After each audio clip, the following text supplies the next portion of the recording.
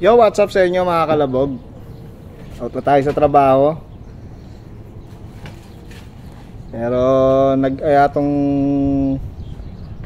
amo ko na mag-fishing dito sa Kiran. Malapit lang daw dito eh. Buti may baon siyang t-shirt oh. Naka-black ako kanina eh. Pero dahil may baon siyang t-shirt, so mas boot, kulay white pa naman.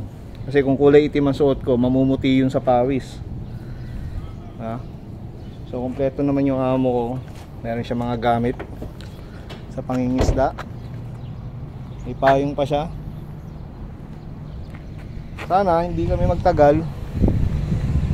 At sana may mahuli rin agad na marami. So ngayon na lang ulit ako makakapangisda dahil wala rin naman akong gamit at nangihiram na ako kay Jesse Boy. Pero si Master Will may gamit daw siya, may extra, so sayang naman, di ba? Grab na natin yung opportunity, yung chance para makapamingwit ulit. Kasi tagal ko na rin hindi nakapamingwit eh. Tagal na rin ako hindi sumasama sa kanila. Kasama na natin sila Master Wills at si Sam. Ay sila Master Will. So ito yung Kiran Mall, nasa likod namin. At hindi pa namin alam kung saan pa kami mag-fishing dahil sila yung nakaka-experience dito eh. Ngayon lang ako sasama dito kasi nandito na rin naman kami sa Kiran. So experience na natin to. At sana may mahuli kami dahil catch and cook daw kami rito. So sana swertihin. Tingnan naman yung Kiran Mall. Oh. Pakalupit. Dito na kami pupwesto eh. May mga naliligo. Iyon ang pwestuhan. Mga kalabog.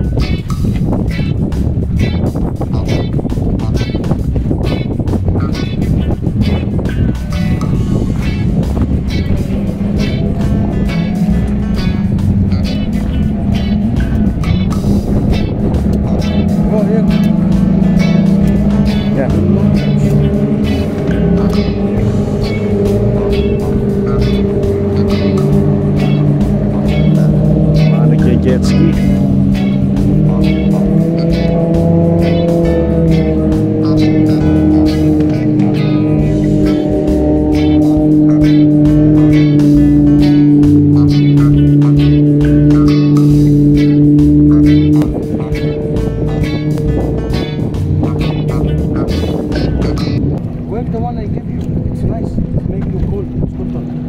So?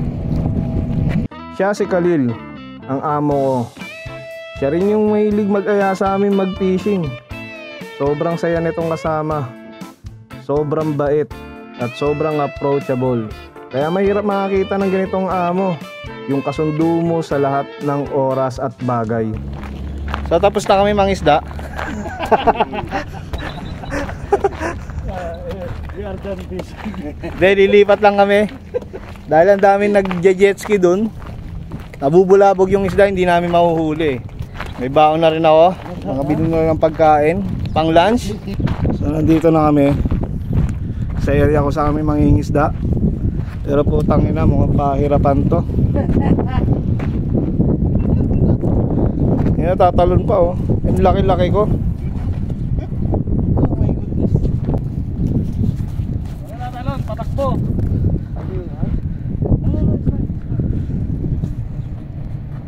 Ganun lang pala ang tamang pagpanik eh. Napaka basic sa akin yan. Easy. Tingnan nyo ako kung paano pumanik. Putang ina. Hindi ko alam kung ano itong pinasa ko.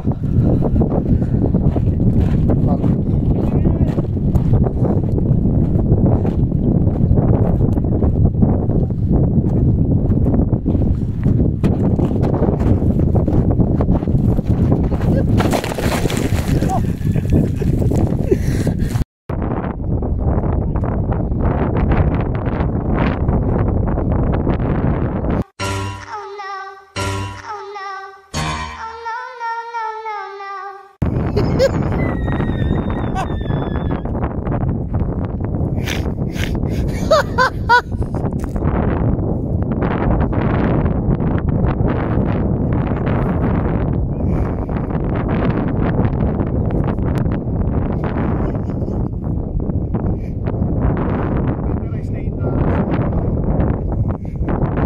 nagka...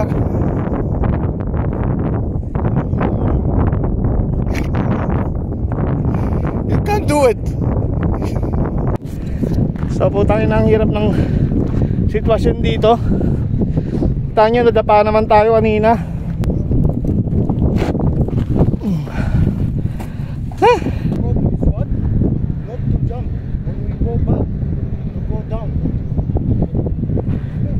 Ang hirap. Para nakakapagsisi itong pinuntahan ko. Yan, papanikin natin ulit.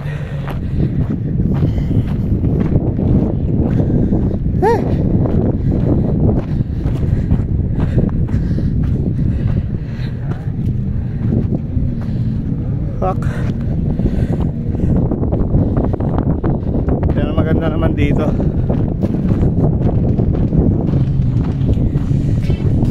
Pero may mga nag-jet ski pa din.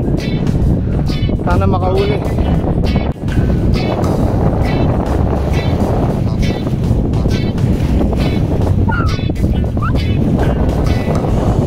Malaping din.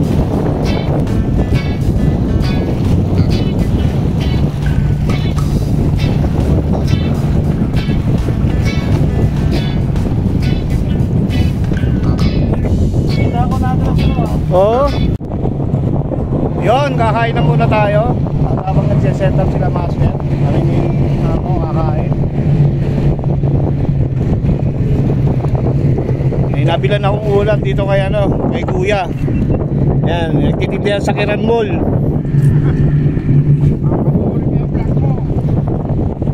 Bili kayo sa kanya. Ayan si kuya, oh. One dinner lang ang pagkain sa kanya, murang-mura na.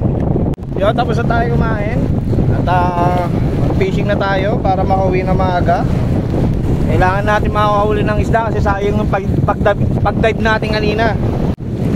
So yun, wala pa rin kami nahuhuling mga isda. Parehas kami ni Amo.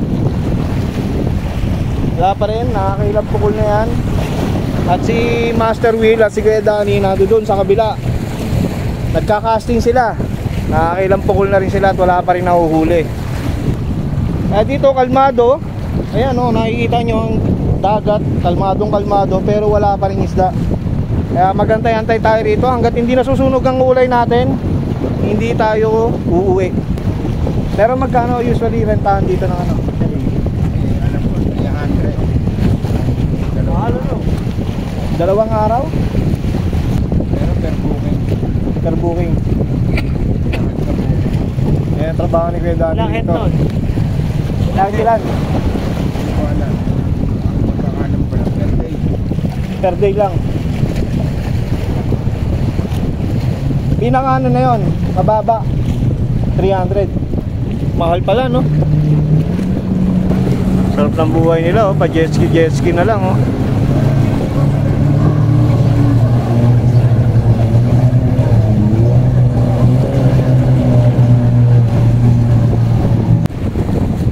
Napagod sa casting si Master Wheels. Kaya ngayon lang ulit pupukol. Napagod. Pupukol lang ganito kami dyan. Ayan, nagka-casting si Master Wheels.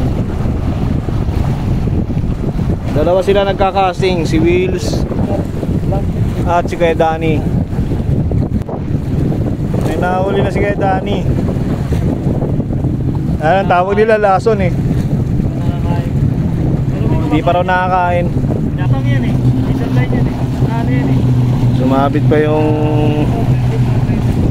Huli na kali ko na ito, sugat yung leg eh. pamingwit ni Kuya Danny doon sa nagje-jet ski. Ayan yung nagje-jet ski dito kanina. Ayan. Sila yung nahuli ni Kuya Danny. Malupit ka pala Kuya Danny. Hindi lang isda kaya mong huliin. Pati tao. Tignan natin kung may nahuli na tayo doon. Ay.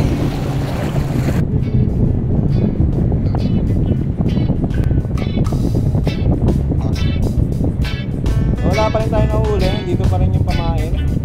Ulit natin.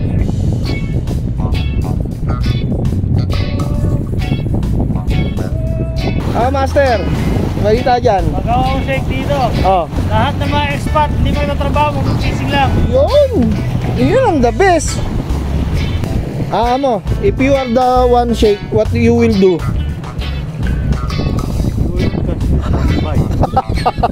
so, so guys, wala talaga kami nahuli. Kaya ito, pack up na kami. Dahil mag-alas 5 na rito. Talagang mahirap makahuli rito. Kaya pack up na. So, tapos na kami. Salamat sa pagsama, Kuya Danny. You will laugh again. Yeah. Part 2. Part 2, ha? Part 2, take care ako. Master, salamat sa Master, ha? Pagpapairam, ha? Salamat sa pagpapairam ng pamanglit. Kaya dinala ko yan. Merong isang mawawala ng ng gamit eh. Yo mga kalabog, pauwi na kami. At hanggang dito na lang itong video na to. Sana supportahan nyo pa rin ako palagi. Kahit sa hindi pagluluto. Sa mga ganitong video. Gusto ko rin kasi yung mga lifestyle eh. So, pauwi na kami ngayon. Dadaanan naman kami sa mga matatarik na buhangin. Sana hindi tayo ma-aksidente ulit. Tama na yung isa. Okay, bye bye mga kalabog. Hanggang sa muli. Peace out. Mas mahirap dito, Win eh. Hindi oh. Tugtog si ano rito.